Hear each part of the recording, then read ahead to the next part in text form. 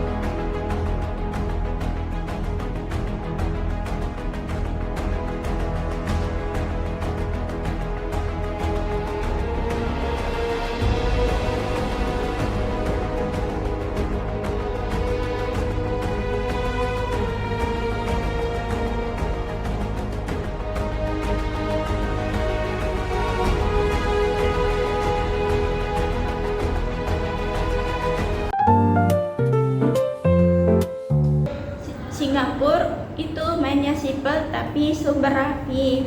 Semua urusan zakat dan wakaf masuk lewat satu pintu aja. Adalah Majelis Ulama Islam Singapura. Mulai dari aturan, pembayaran, laporan sampai distribusi semua dikelolaan MUIS. Jadi alurnya jelas, data satu, pengawasan gampang, dan output yang transparan. Dari sisi penghimpunan, Singapura benar-benar memanfaatkan teknologi. Pembayaran zakat dapat dilakukan melalui yang pertama PayNow, kedua Nnex Online, ketiga AXS, keempat mobil bank, kelima ATM, keenam Wisbit resmi zakat.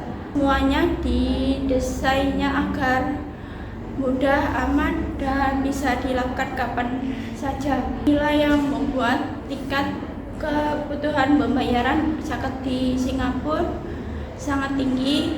Bagaimana dengan distribusinya? Dana zakat diberikan ke 8 golongan asnaf sesuai Al-Quran.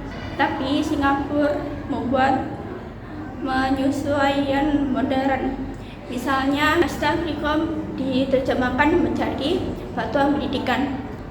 Asnaf ibu sambil bisa berarti mendatangkan asing yang kehabisan biaya hidup.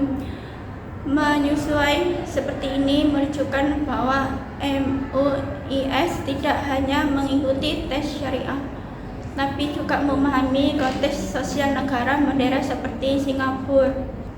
Indonesia beda gaya karena jumlah pendudukan muslim gede banget. Sistemnya pun dibuat lebih desentralisasi, zakat dikelola oleh BAZNAS resmi negara, LAZ nasional dan daerah, ormas Islam, lembaga swasta yang terakreditasi. Konsekuensinya positifnya yaitu inovasi, banyak program kreatif, jangkauan luas sampai ke pelosok. Tantangannya yaitu standarnya beda-beda, laporan ragam, kadang ada tumpang tindih programnya. Jika zakat di Singapura terlihat rapi, bagaimana sih dengan sistem wakafnya? Sistem wakaf juga nggak jauh beda kok, bahkan lebih revolusioner. Tapi yang bikin Singapura beda total itu adalah cara mengelola wakafnya. Bukannya dibiarkan jadi tanah kosong atau bangunan jarang dipakai, MUIS justru itu bikin perusahaan real estate khusus, yaitu Paris Investment Pty Ltd. Semua perusahaan real estate profesional itu 100% milik MUIS, fokus khusus mengelola wakaf. Ya, ibaratnya kalau di tempat lain wakaf itu aset pasif, sedangkan di Singapura wakaf itu mesin uang halal yang harus terus berputar. Nah, di Singapura itu barang-barang wakaf diubah menjadi apartemen mewah, pusat bisnis, kompleks komersial, kantor modern, ruko, dan salah satunya yaitu proyek yang terkenal mereka, yaitu The Chancery Residence, yaitu kompleks properti dari aset wakaf yang dulunya nggak terlalu produktif, tapi sekarang jadi sumber pendapatan yang gede banget loh. Wakaf di sini itu bukan soal menyimpan tanah, tapi soal menghidupkan ekonomi umat. Nah, kalau di Indonesia itu sistemnya beda, bukan satu pintu tapi banyak banget jalurnya. Kenapa? Karena jumlah umat Islam itu gede banget guys, hampir 230 juta orang.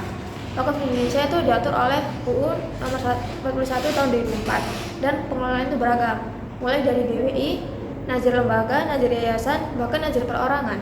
Tapi ada sisi positifnya loh, yaitu partisipasi masyarakat itunya luas banget. Semua orang bisa jadi nazir dan semua orang juga bisa berperan. Tapi jangan lupa, itu juga pasti ada tantangannya, yaitu nggak semua nazir punya kapasitas profesional. Ada yang sudah keren dan modern, tapi ada juga yang masih tradisional. Akibatnya banyak wakaf yang belum produktif, yaitu masih berupa tanah kosong, bangunan tidak aktif, atau aset yang belum dikembangkan secara optimal. Jadi guys, dari Singapura itu kita bisa belajar soal kerapihan dan profesionalitas. Dari Indonesia, kita belajar soal kreativitas dan besarnya potensi umat.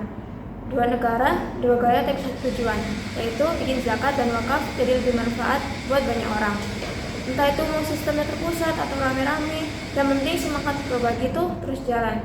Karena filantropi Islam bukan cuma angka, tapi soal kepedulian, keberlanjutan, dan masa depan yang lebih baik. Oke guys, thanks banget udah nonton. Kalau video ini bermanfaat, jangan lupa like, share, and comment biar makin banyak nih orang yang tahu dan ngerti soal zakat dan wakaf. Bye bye.